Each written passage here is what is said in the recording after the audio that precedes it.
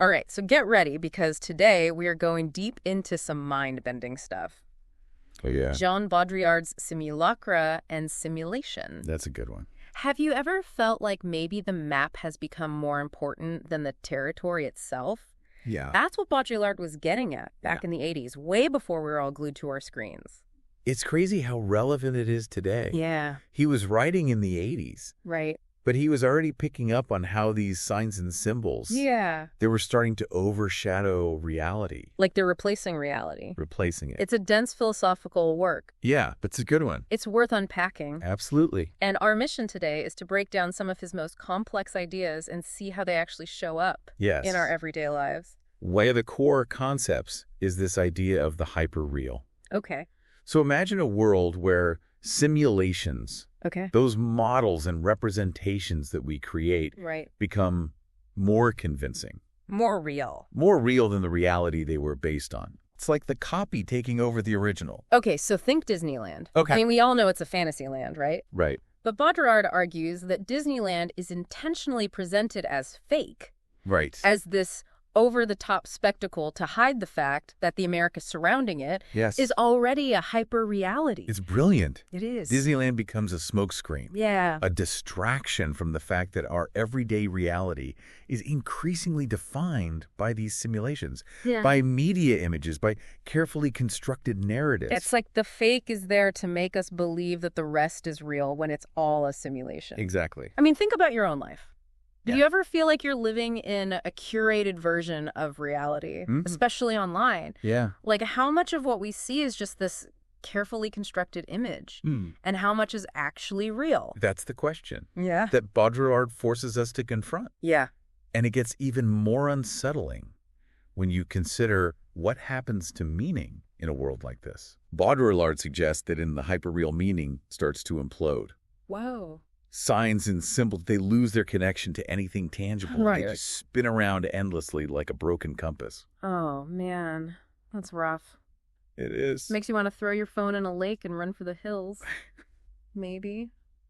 But seriously, think about our constant media and information overload. Yeah. Are we really absorbing anything real anymore, Yeah. or are we just bombarded with symbols that only refer to other symbols? Baudrillard uses television as a prime example. Okay. He argues that television doesn't represent reality anymore. Okay. It actually becomes reality. Wow. It shapes our perceptions, Yeah. our beliefs, our desires. Yeah. It's no longer a mirror reflecting the world. It's a projector creating the world. And this blurring of reality and simulation Yeah. isn't just a theory, it's happening all around us. Yeah. I mean, take the film The China Syndrome. Okay. Came out right before the 3 Mile Island nuclear accident. Both dealt with these nuclear meltdowns. It became almost impossible to separate the fictional portrayal from the actual event. It's a chilling example of how Simulacra, those copies without originals, Yeah. can influence real-world events. Right. It's like the film somehow predicted Yeah. or even triggered what happened to 3 Mile Island. Okay, so if that's not unsettling enough, Let's keep going. Baudrillard also argues that history itself has become a victim of this hyperreality. Right. He believes that our understanding of the past Yeah. is constantly being reshaped, Okay. reinterpreted, to the point where it's hard to tell what really happened. He calls history a simulacrum, Okay. meaning it's become detached from any authentic origin. Okay. Think about events like the Vietnam War Yeah. or the Watergate scandal. Okay. They're constantly being revisited, reframed, Right. turned into movies and documentaries. Yeah. But are we getting any closer to the truth? Yeah. Or are we just creating more layers of simulation? Yeah. So basically, even our past is becoming this like hyper reality. It is. This curated and often distorted version of what actually happened. Yeah. And this is just the tip of the iceberg. Right. Baudrillard goes even deeper, No. exploring how this technologically driven world Yeah. is impacting our bodies and Yeah. our sense of self. And this is where things get really interesting Okay. and maybe a little disturbing. All right. Baudrillard's analysis of J.G. Ballard's novel Crash is a prime example of how he tackles this unsettling fusion of the body and technology. Okay. Crash is not for the faint of heart. No. It explores this intense, almost erotic connection between humans and car crashes, Yeah. blurring the lines between pleasure, pain, and technology Right. in a way that's both fascinating and deeply unsettling. It's a lot. Yeah. What's fascinating is how Baudrillard interprets Crash. Okay.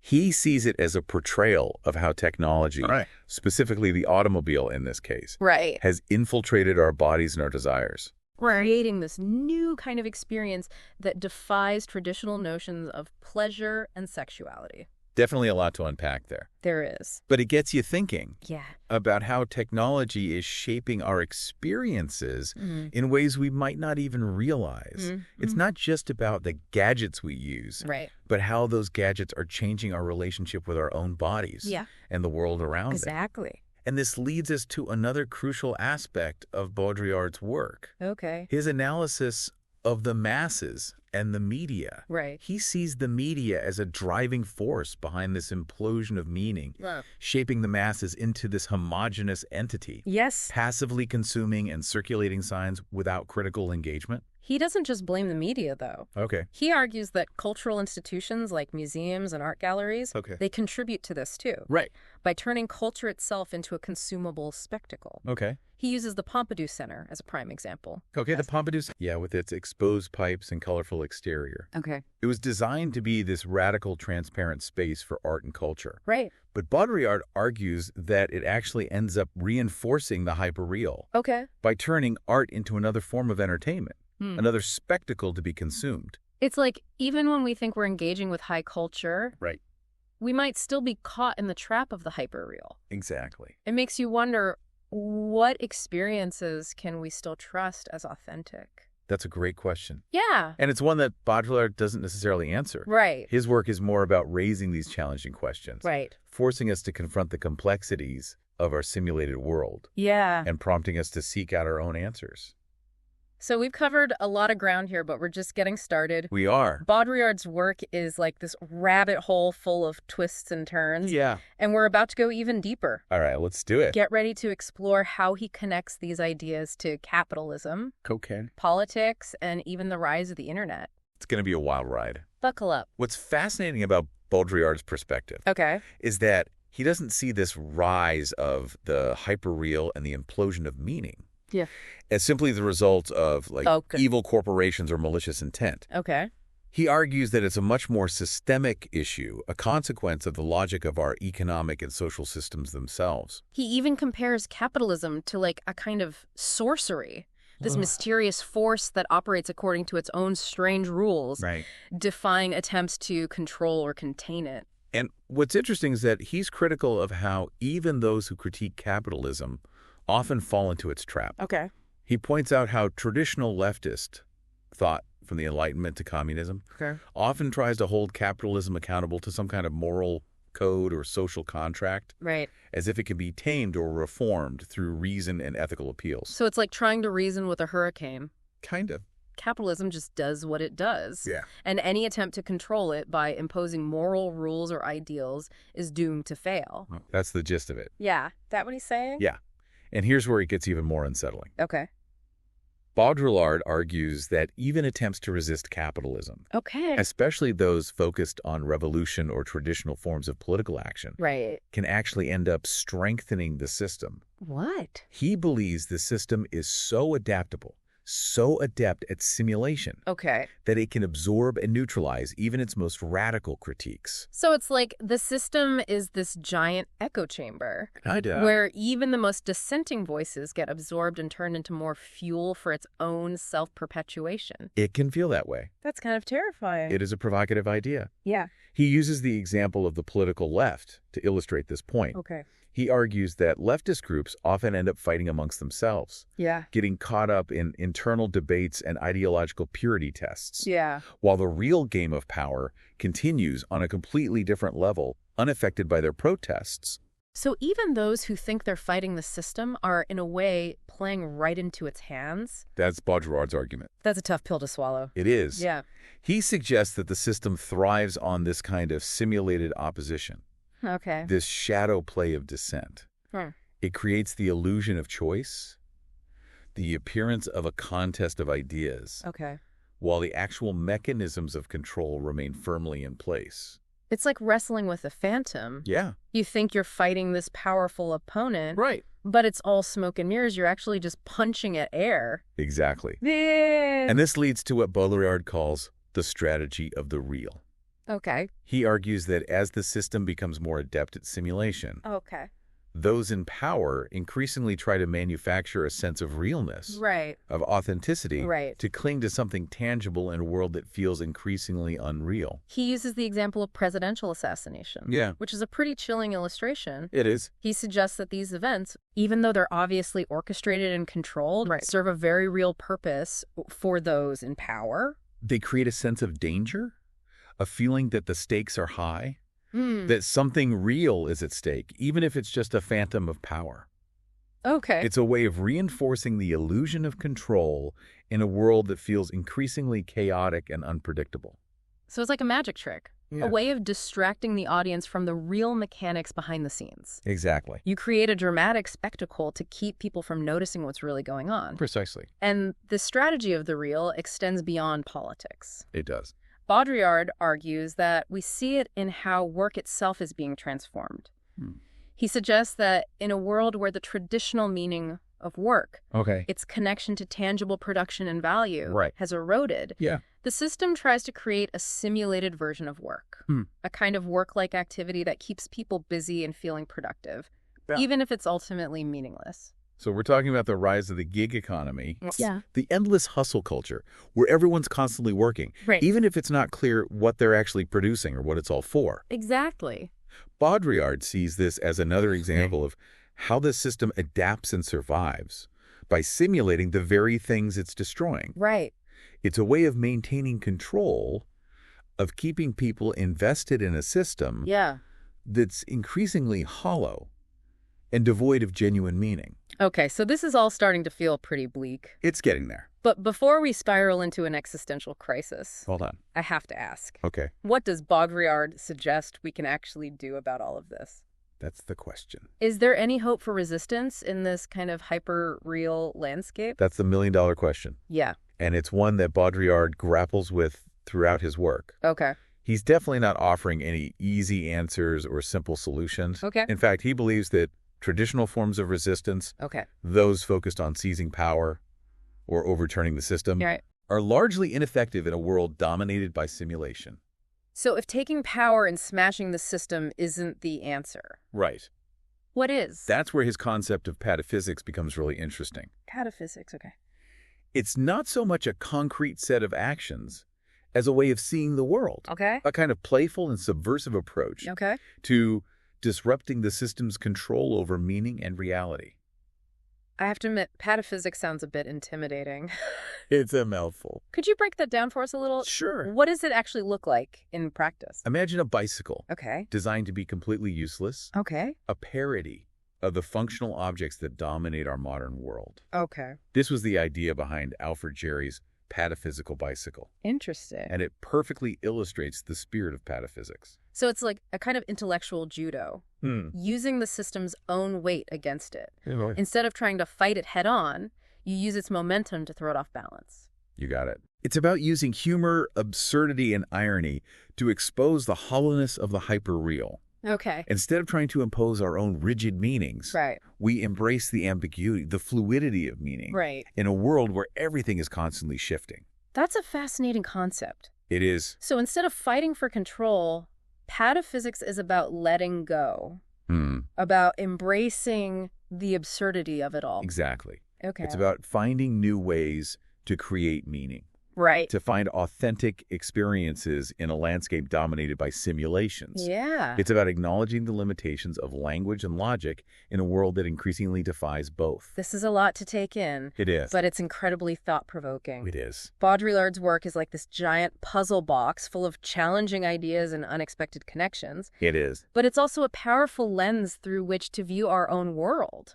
Yes. A way of understanding the forces that shape our reality Right. and finding new ways to navigate its complexities. And it's important to remember that Baudrillard himself didn't see his work as offering any definitive answers Okay. or absolute truths. Okay.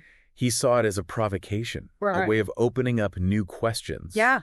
And challenging our assumptions about the world. So it's not about finding the right interpretation of Baudrillard's ideas. Exactly. But about engaging with them. Yeah. Allowing them to challenge our thinking. Right. And push us to see the world differently. That's pretty liberating, actually. It is. It is. This has been quite a journey so far. It has. And we've only just scratched the surface. We're just getting started. In the next part of our deep dive, we'll explore some of Baudrillard's later work. Okay. Where he goes even deeper into the implications of the hyperreal. Right. Particularly in the digital age. That's where it gets really interesting. Get ready for some serious, mind-blowing insights Okay. into our increasingly simulated reality. What's fascinating about Baudrillard's later work is how he connects these ideas of simulation and hyperreality to the rise of new technologies. Okay. Particularly digital media and the internet. It's almost like he saw the internet coming. He did. Even before it really existed. Right. He predicted how these technologies would amplify the trends he was already observing. Yeah. Accelerating the implosion of meaning and the blurring of reality and simulation. It's a bit spooky, actually. Yeah. He was particularly fascinated by how digital media creates this kind of virtual reality. Okay. A space where information and images circulate freely. Right. Detached from any physical or material constraints. Okay. It's the ultimate playground for the hyperreal. So it's like the ultimate hyperreality, a space where anything is possible. Yeah. Where the rules of time and space no longer apply. It's both exhilarating and terrifying at the same time. It is. Baudrillard saw this as both an opportunity and a threat. Okay. He was excited by the possibilities these technologies opened up. Right. But he was also deeply concerned about the potential consequences. Right. Particularly the erosion of meaning and this loss of authentic experience. Yeah. He worried that we'd lose ourselves in this digital wonderland. He talks about how in this digital world, we become increasingly disconnected from our bodies. Right. From the physical world. Yeah. And ultimately from each other. It's like we're all living in our own little bubbles. Right. Surrounded by this constant stream of information and images. Right. But losing touch with what's real. He was especially concerned about the impact of this digital world. Yeah. On our sense of identity. Right. He argued that in a virtual reality where we can constantly create and recreate ourselves online, our identities become fragmented, fluid, and ultimately meaningless. We lose that sense of a stable, coherent self. So it's like we're all playing different roles online, trying on different identities like costumes, Right. but losing touch with who we really are beneath the surface. That's a great way to put it. Yeah, I can definitely relate to that. I think a lot of people can. Yeah. And this loss of a stable, coherent sense of self, Right. Baudrillard argued, has profound implications for our relationships, our communities, and our sense of place in the world. It's like we're all adrift in a sea of information, constantly bombarded with stimuli, Right. but struggling to find any real connection, any sense of grounding. It's exhausting, actually. It is. Exactly. And this leads to a sense of what Baudrillard called melancholia. Melancholia. Kind of pervasive sadness and emptiness Yeah. that permeates our hyperreal world. It's a feeling of loss, not for any specific thing, Okay. but for the very possibility of meaning and authenticity. It's a heavy thought, It is. but it definitely resonates with how a lot of people feel today. There's this sense of being overwhelmed, disconnected, and uncertain about the future. Like we're losing something we can't quite name. Baudrillard doesn't offer any easy solutions for overcoming this sense of melancholia. Okay. But he does suggest that the first step is to become aware of it. To recognize the ways in which the hyperreal is shaping our experiences and our perceptions. Right. We have to see the matrix before we can escape it. So it's about becoming more critical of the media we consume, the technologies we use, and the narratives we're told. It's about stepping back from the constant stream of information and asking ourselves what's real, Right. what's meaningful, and what's truly important. Precisely. And it's about finding ways to reconnect with our bodies, with the physical world, and with each other. Okay. It's about seeking out authentic experiences, Right. creating meaningful connections, and resisting the seductive, but ultimately empty promises of the hyperreal. It's about reclaiming our humanity in a world that's increasingly trying to simulate it. That's a great way to put it. This deep dive into Baudrillard's work has been a real mind-bender. It is. It's given us this new vocabulary for understanding the complexities of our modern world. A way of seeing through the illusions and simulations that surround us. It's a powerful lens. Yeah, I feel like I'm seeing the world with new eyes. And while Baudrillard's vision can be bleak at times, Yeah. it's not a message of despair. Right. It's a call to awareness, a challenge to think critically, Yeah. and an invitation to find new ways to create meaning and authenticity in a world that's increasingly dominated by the hyperreal. So as we wrap up this first part of our deep dive, Okay. we encourage you to keep exploring Baudrillard's work, Absolutely. to grapple with his challenging ideas, and to see how they resonate with your own experiences. And most importantly, Yeah. we hope this deep dive has inspired you to question the narratives you're given, Right. to seek out authentic experiences, and to create your own meaning in this strange and ever-evolving world. Thanks for diving deep with us. So picking up where we left off, Yeah. let's explore how Baudrillard applied his ideas to the realm of politics. Right. He had this really interesting and kind of controversial view of how power operates in this world of simulations. Yeah, we were just talking about that strategy of the real idea. Right. And how those in power use these spectacles and these manufactured crises to kind of reinforce their authority. Exactly. It's almost like they need to create this sense of danger and urgency to justify their existence. Exactly. And Baudrillard argued that this dynamic plays out in all sorts of ways, not just in grand political events. Okay. Think about the way we consume news. Right. We're constantly bombarded with headlines about scandals, conflicts, and disasters. Right. It's like we're addicted to the drama, Yeah. to the feeling that something big is always happening. It's true. Like, we can't look away, Right. even if it makes us feel anxious or overwhelmed. But do you think that's intentional? That's a good question. Yeah. Is the media deliberately trying to manipulate us with this constant stream of negativity? Baudrillard wouldn't necessarily say it's a deliberate conspiracy. He saw it as a more systemic issue, Right. a consequence of how the media operates within this hyperreal landscape. The media needs to capture our attention, Right. to generate clicks and views. Okay. And what better way to do that Yeah. than with stories that trigger our fear, outrage, or fascination? So it's not so much about, like, evil puppet masters pulling the strings, Right. but about the system itself. Yeah. The logic of media and information in a world saturated with simulations. That's a great way to put it. Okay. And this ties back to Baudrillard's critique of traditional forms of political resistance. Okay. He argued that in a world dominated by simulation, Right. trying to fight the system head-on through protests or revolutions Okay. is often counterproductive. Because the system is so good at absorbing and neutralizing those efforts. Exactly. Turning dissent into just another spectacle, another form of entertainment. Precisely. And this leads us to one of Baudrillard's most intriguing Okay. and often misunderstood concepts. Pataphysics. Cataphysics. It's not an easy idea to grasp, Okay. but it essentially boils down to a playful and subversive approach to disrupting a system's control over meaning and reality. Okay, so we talked about pataphysics a bit earlier, Right. but I'm still not sure I fully understand it. Okay. Can you give us an example of what pataphysics might look like in the real world? Think about Banksy, the street artist. Okay. His work often uses humor, satire, and unexpected juxtaposition All right. to challenge our assumptions about art, politics, and society. It's a way of disrupting the dominant narratives, Okay.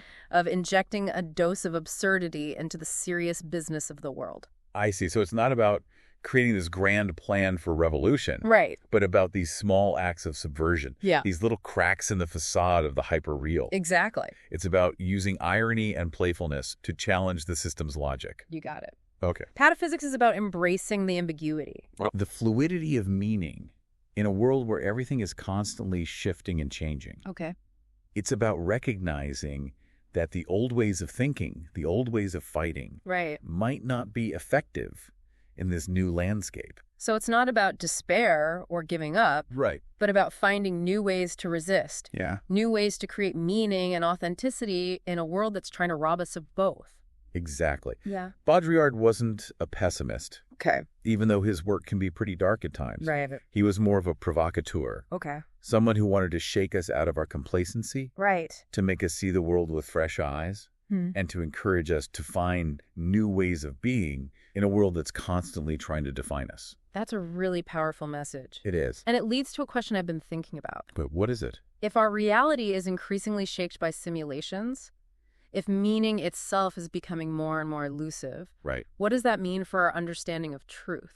Mm, Is there even such a thing as objective truth anymore? that's a huge question, Yeah. and one that philosophers have been wrestling with for centuries. Right. But Baudrillard's work adds a new layer of complexity to the debate. Okay. He argued that in a hyperreal world, truth becomes a kind of simulation itself, something that's constructed, manipulated, and ultimately contested. So we can't just rely on traditional sources of authority, Right. like the news or experts, Yeah. to tell us what's true. Right. We have to become more critical, more discerning in how we evaluate information and form our own opinions. Absolutely. Baudrillard wasn't advocating for a kind of nihilistic relativism where anything goes. Okay. He still believed in the importance of critical thinking, Right. of questioning everything, and Yeah. of seeking out multiple perspectives. Right. But he recognized that in a world of simulations, Right. the search for truth becomes a much more complex and nuanced endeavor. That's a bit daunting, Yeah, but also kind of exciting, don't you think? I think so. It means we're not just passive recipient of information, Right. but active participants in shaping our understanding of the world. Exactly. We have a responsibility to be critical, to be skeptical, and to be open to new ways of seeing things. I completely agree. Okay. And I think that's one of the most valuable takeaways from Baudrillard's work. Yeah. He challenges us to be more conscious, Okay. more aware of the forces shaping our reality, and to take an active role in creating meaning and authenticity in a world that's increasingly trying to define them for us. This has been a really intense but incredibly thought-provoking conversation. It has. Baudrillard's ideas are like a mental workout, but in the best way possible. Yeah. They push us to think differently, Right. to question our assumptions, Yeah. and to see the world in all its complexity and absurdity. And we're not done yet. Oh, there's more. In the next part of our deep dive, we'll explore some of Baudrillard's later work, where he focuses specifically on the impact of digital technology and the internet on our lives, our identities, and our understanding of reality. Get ready to go even deeper down the rabbit hole. Buckle up. We'll be exploring how Baudrillard's ideas about simulation and the hyperreal become even more relevant in the age of social media, virtual reality, and artificial intelligence. It's going to be a wild ride. Wild ride. So we've explored Baudrillard's ideas about the hyperreal and the implosion of meaning and the challenges of resistance in a world dominated by simulations. It's a lot. It is a lot, but now I'm really curious Yeah. to hear how he applied all this to the digital age. Right. It's almost eerie how accurately he predicted the rise of the internet and its impact on our lives. It really is remarkable how prescient he was. Yeah. Baudrillard was writing about virtual reality and digital media Right. long before most people even had email. Yeah. He saw how these technologies would create these entirely new spaces for simulation where information could circulate freely detached from any physical constraints. And he was both fascinated and deeply concerned by the implications. I remember reading somewhere that he described the internet as a non-space, this realm of pure information and virtuality that exists outside the boundaries of our physical world. Right, right. What did he mean by that? He was getting at this idea that the internet creates a kind of parallel universe, Okay. a digital landscape where the rules of time and space don't apply in the same way. Yeah. It's a space where we can connect with people from all over the world instantly, Right. where we can access information from countless sources, Yeah. and where we can create and recreate ourselves in endless digital forms. It's like this giant hall of mirrors where everything is reflected and refracted, but it's hard to know what's real and what's just a reflection. Exactly. And in this digital hall of mirrors, Yeah. Baudrillard argued, our sense of self, our identities become increasingly fluid and fragmented. Exactly. He believed that in a world where we can constantly curate and project our online personas, our identities become more like masks or performances than stable, coherent selves. We become this collection of profiles, avatars, and digital footprints, Right. constantly shifting and evolving in the digital stream. It's like we're all playing different roles online, Right. trying on different identities, like costumes. Yeah, It can be liberating, sure, it can. but it can also be incredibly disorienting. It can be both. Yeah. It's hard to know who we really are Yeah. when we're constantly presenting different versions of ourselves to the world. That's the paradox of the digital age, isn't it? It is. It offers us this unprecedented freedom Yeah. to express ourselves, to Yeah. connect with others, Yeah. and to explore new possibilities. But it also comes with this sense of unease, Right. a feeling that we're losing something essential in the process. Like we're trading our authentic selves for this collection of curated images Yeah. and digital representations. And in a world where everyone is performing, Yeah. where authenticity itself becomes a kind of performance, Right. how do we even know what's real anymore? That's the million-dollar question. It is. And one that Baudrillard grapples with in his later work. He does. He was deeply concerned about the erosion of meaning and the loss of authentic experience in a world dominated by simulations. He worried that we'd become so immersed in this digital realm Yeah. that we'd lose touch with the physical world, with our bodies, and with the richness of human connection. There's a kind of sadness to that, a sense of loss. There is. Like we're trading the warmth of human touch for the cold glow of the screen. Baudrillard called it melancholia. Melancholy. This pervasive sense of emptiness and disconnection that kind of permeates our hyperreal world. Yeah. It's a feeling of longing, not for any specific thing, Right.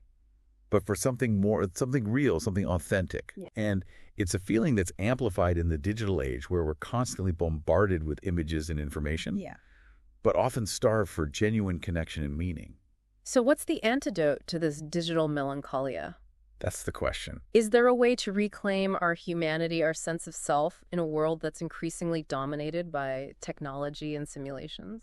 Baudrillard didn't offer any easy answers, Okay. but he did suggest that the first step is awareness. Awareness. We need to become more conscious of the ways in which technology is shaping our lives, our thoughts, and our emotions. We need to recognize the seductive power of the hyperreal. Right. And the ways in which it can distort our perceptions and disconnect us from what's truly important. So it's about being more mindful, Yeah. more critical of the media we consume, the technologies we use, and the online spaces we inhabit. Right. It's about questioning the narratives we're given and seeking out experiences that nourish our souls, not just our algorithms. Precisely. It's about finding ways to reconnect with our bodies, with the natural world, and with each other in meaningful ways. Okay. It's about cultivating a sense of presence, of grounding ourselves in the here and now, Right. rather than getting lost in the endless distractions of the digital world. It's about remembering that we are more than just our online profiles, that we are flesh and blood beings with hearts and minds and souls Yes. that crave connection, meaning, and authenticity. Exactly. And it's about seeking out those things both online and offline in a world that's constantly trying to distract us from them. That's beautifully said. Thank you. And I think that's a fitting place to end our deep dive into Baudrillard's work. It's been a journey. It has. It's not about offering easy answers or simple solutions. Right. It's about provoking us to think differently, to question our assumptions, Yeah. and to engage with the world in more conscious and meaningful ways. Thanks for joining us on this deep dive. It's been a pleasure. We hope it sparked your curiosity, challenged your assumptions, Yeah. and inspired you to see the world with fresh eyes.